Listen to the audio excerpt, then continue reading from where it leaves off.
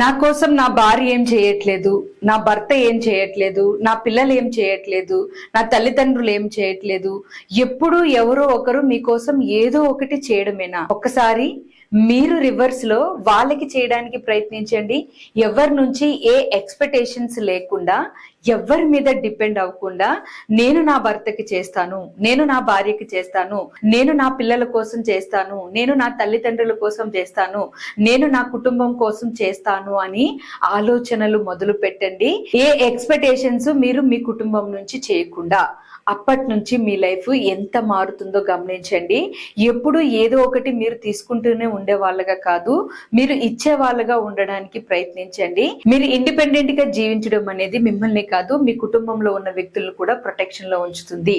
Yes, నేను ఈ విధంగా ఉంటాను, ఎప్పుడు నేను ఇచ్చే చేయిగా ఉంటాను అని బిలీవ్ చేసిన వాళ్ళు కింద కామెంట్స్ లో ఎస్ అని టైప్ చేయండి. Thank you.